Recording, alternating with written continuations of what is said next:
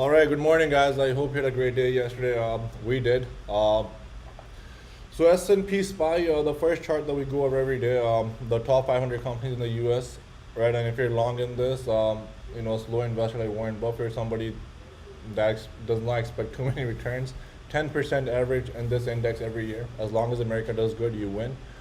But yesterday, on Monday we had this little action, and this we go over every day. We actually tell you this days before if something like this is about to happen. Okay, Albie's even better than me at these things. He tells you even way before. Okay, if you attend post market. Now it's a nice little uptrend channel, right? When S&P goes down on this candle, for example, 3 to 4% or 2%, it wasn't that big of a move.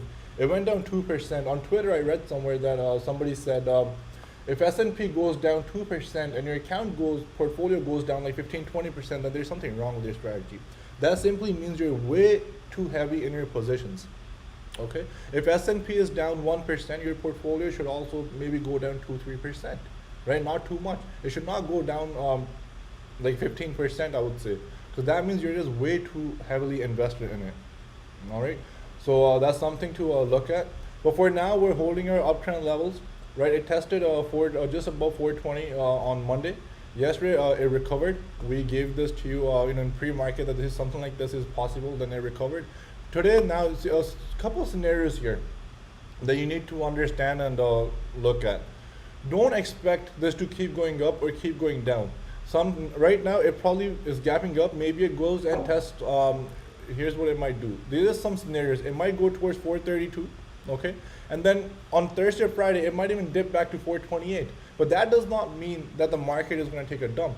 There will be stocks that will still be up, even if S&P is down. This is just simply is having its little own uptrend that's going to move up. Maybe today we rip and take all-time highs. Who knows? But as long as we're in a nice little ride to the upside, we're fine, right? To predict what's going to happen today or tomorrow is very difficult on the S&P, right? Scalping is okay, but for me to predict it's going to be a green day in S&P or red, I have no idea. S&P maybe goes red all day, but my portfolio may be green because certain stocks will be up in S&P, okay? So, but for now, as long as we're holding above 420, I think this level right here, all the way down here, as long as we're above 420, I'm not worried about S&P. It can do whatever it wants here. I'm not trying to predict that one-day move. If you are, good luck. I hope you nail it. But for me to tell you if it's going to go up or down here, it's nothing but a gambler's bet. Okay, right now there's a range between 437 and 420. So it's a 17-point range. As long as we're in here, we're fine. This I can predict, a 17-point range. But to tell you if it's going to go up or down, on technicals, it might not. Okay? But as long as we're in this range until we take out all-time highs, we're fine. Okay? Next, we have the Qs. Beautiful action, right? Same thing as every day. 354 is the level. We're holding 354 strong for now, right? I've been going over this for weeks. As long as we're above 354, I think the uptrend stays. Below 354, next will be 347. Now, keep in mind, we do have a lot of tech earnings on deck, right? And Netflix came out with their earnings yesterday. It went down at first reaction. I did not play Netflix, nor did I look too much into earnings because it's not something that I'm looking to play for now. Okay, so let's just look at Netflix for now. If we zoom out, the reason, because they have a lot of selling pressure above this 540 level. Okay, started back in August 2020. It's been 1 year, and they have been rejecting this not once but many times. Right, this basically tells me that there's a potential downside for Netflix in the coming year towards 460 bucks. I might be wrong. However, if it takes about 540 and takes 560, right? If it takes up 560 plus, that's when I might be looking to play this to the upside when the market looks at it, okay? Right now on Netflix, analyst ratings are all over the place. There were some upgrades, there were a lot of downgrades as well.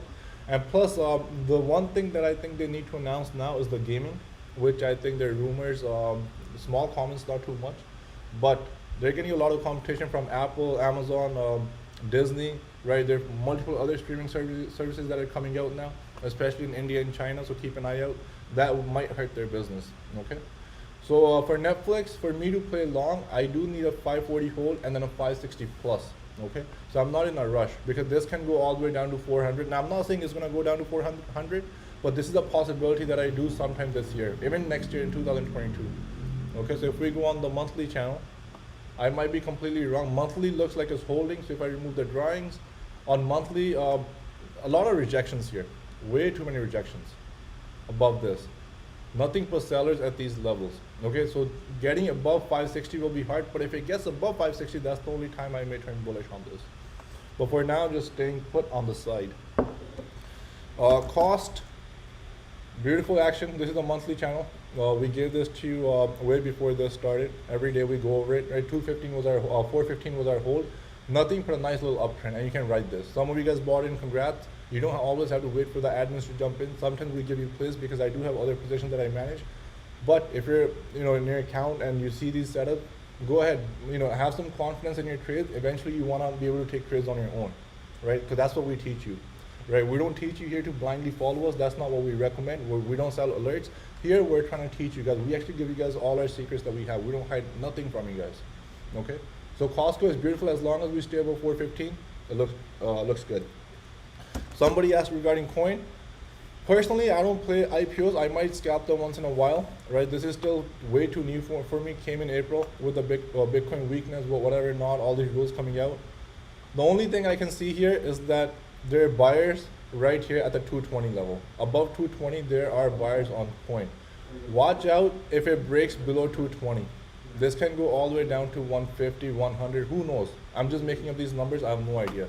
But for me, I like seeing at least 3 to 4 earnings before buying anything, right? So I'm not in a rush. Coin just launched, it's here to stay forever. It can go all the way to 150, even 100, even 50, who knows? I have no idea. But for now, 220 is strong. So if you're looking to play this, I would probably play vertical spreads. Buy 220, sell at 225 or something. Currently, pre-market is up. There was, I believe, Bitcoin's. There was a little small bounce in crypto. So conference today. Or a conference, LB is saying, right? With Elon Musk. With Musk. Kathy Woods and Jack Okay, so there's a conference today. They might take it up on news. But lately, Kathy and Elon Musk have only fucked up people's portfolios, so you don't need to follow them. No, trust me. That's all they have done. Kathy Woods, in the last 4 months, she has ruined a lot of traders, I'm telling you guys. A lot of guys got ruined following her because, oh, she bought this, let me jump in calls. Each and every position went to zero. All right, so be careful who you follow, how you follow her. If you're following her for long term, it's different, but playing options, be careful.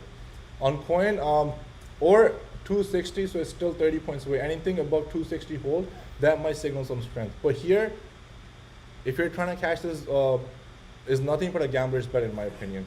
Okay, it's just building a base above 220, nothing else. Okay, it might do something like this for a long time. Like for example, if I'm looking at Tilray, right?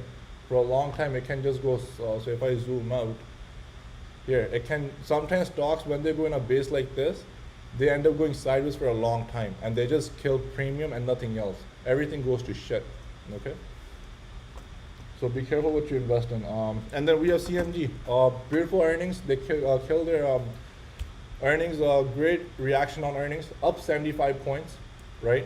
So it's above 1650. So let's see if it can hold above 1650 on the gap and continue up, right? I will not be playing it personally, but it can either continue or give up, who knows? But the one play that I can give you based on the 5 minute, right, based on my experience, and the spreads on this are crazy, so it's very hard to play. This might dip towards 1640, okay? A dip towards 1640 in the first 5 minutes, and then if it takes out 1655, okay? If it takes out 1655, we likely have a runner towards 1690 towards the end of the day. That's my prediction. I could be completely wrong. I will not be playing it. But if you're someone that's looking to catch a play like this, 1640 dip, and if it takes out 1655, after the dip, it's likely to run towards 1690, okay? Foot Locker, the reason I like Foot Locker was because of all the earnings in the industry with retail, they're all strong. And I read some articles regarding sneakers, their game is strong. So, and I saw the dip right here. Coleman's laughing at my comments. There was a whole possible reversal here, right? A huge drop from 63 to 57, right? And then, right, I do think it continues up towards 60 or 62. I can see this going up, okay? Especially given the strength in Nike and other brands, okay? So keep, that was my whole reasoning for this play. Very simple. Nero, whoever had equity with us, we held it through all the responsible leader called it out. We jumped in. I didn't even know a lot about the company at that time. I still don't know, to be honest.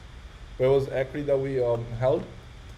A lot of ups and downs, sideways, Domino's pizza. and now it's up almost 200% on equity in one day. This whatever for whatever reason they shot up for it. Okay, and the funny thing is I can't sell those shares, so they're up 200%. Why can't you sell them, Ricky? It's a Why funny don't you story. fill And everyone in? then we have UPST, a chart that I was looking at. Um, Upstart Holdings.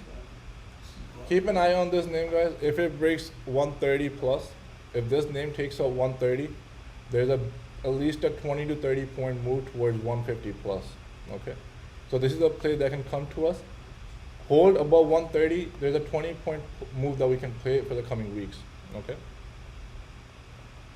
And what else do we have? We have Shopify, very strong. Looks very bullish now after getting rejected yesterday. A huge move, a big move from here. The way to play Shop, expect butterflies from me sometime today. I might jump in, right? I do see a range towards 1700 in the coming 2 weeks. For July 30th, I do see a close near 1700. Okay, for July 30th. So I might buy a range of 1750 and 1650, somewhere close between here. If I can get them for $2 or less, I'll probably buy. Okay. And what else do I have? Tech. There are a lot of upgrades that came in on Microsoft, Amazon, Netflix, CMG, right? A lot of upgrades. But Netflix had mixed, so keep an eye out on those. Right, another play that we made a couple of days back was Win. One of our members, Vlad, he pointed out Win, and I liked it. The reason, because this was a huge dip, right, from 135 all the way to 105, and then I just saw this as very, a possible V-shaped recovery. I played it safe. I bought the spreads in the money. The stock was trading at 105 plus. I bought the 103 calls, and we sold the 106 to finance. Okay. Our target was more than 25%. We nailed it the second day. And as long as it holds below 106, you can probably bank close to 100% if you're still holding. Some of you guys sold with me, congrats, but it was a very safe play. Okay.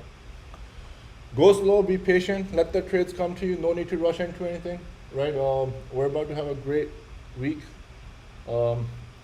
Amazon, you guys already know the levels. We keep repeating ourselves. Just chill, wait. And so let's see, guys, go slow, build your portfolios, learn how to position your trades. The size is very important. Position sizing is the most important thing. Keep that in mind. See you guys back in the chat. That's it. Good job, Rick. Killer job, man. Let's go.